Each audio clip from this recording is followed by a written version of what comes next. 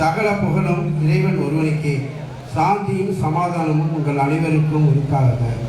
20 வருடங்களுக்கு பிறகு இந்த நல்லுள்ளங்களை சுவடுகள் என்ற நிகழ்ச்சியின் மூலமாக சந்திப்பதில் உள்ளபடியே மிகுந்த மகிழ்ச்சி அடைகிறேன். ஆசிரியர் சமுதாயத்தினர் எப்பொழுதுமே இளமையாக இருப்பார்கள். என்ன காரணம் தெரியுமா? அதன் ரகசியம் என்ன தெரியுமா? பிற துறையில் ஈடுபாடு இயந்திரத்தோடு அல்லது ஏடுகளோடு தான் இருக்கும். ஆனால் ஆசிரியர்கள் அப்படி அல்ல, உயிரோட்டம் உள்ள மாணவர்களுடன் அவர் பழகிறார்கள். வீட்டில் இருப்பதை விட மாணவர்கள் அந்த ஆசிரியர்களுடன் தான் இருப்பது அதிகமாக இருக்கும். என்ன அதனால் அவரது வாழ்க்கையும் அலுவலகத்தில் வேலை பார்ப்பவருடைய வாழ்க்கை இயந்திரத்தனமாகத்தான் இருக்கும்.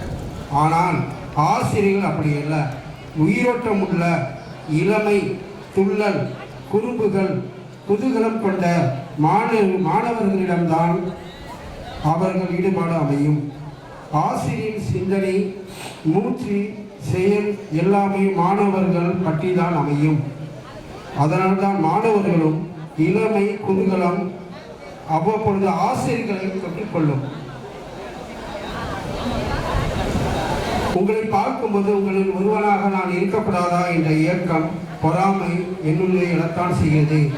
எங்களுக்கும் உங்களை போன்ற எண்ணம் இருந்தது. ஆனால் அந்த காலத்தில் தொடர்பு கொள்ளக்கூடிய வாய்ப்பு இல்லை.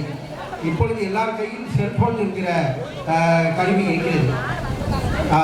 இந்த நிகழ்ச்சிக்காக கிட்டத்தட்ட 170-200 மாணவர்களை அவர்கள் தொடர்பு கொள்ள முடிந்தது. ஆனால் எங்கள் காலத்தில் எங்களுடன் படித்த மாணவர்கள் அதோடு சென்றால் பார்க்க முடியாது. எங்கேயாவது பார்த்தால்தான் அதை நாம் அவர்களை சந்திக்க முடியும்.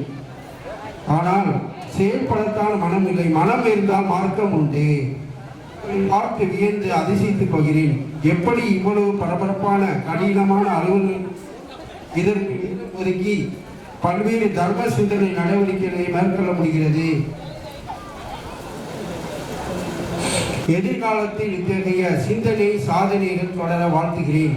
கடவுளின் அருளால் வாழ்க்கை என்ற கடலில், மகிழ்ச்சி என்ற படகில் வாழ்நாள் எல்லாம் பவனி வளம் பெற்று வாழ்க, நீங்களி வளர்க உங்கள் புகழ்.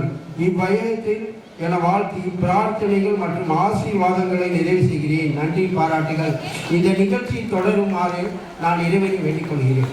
நன்றி, வணக்கம்.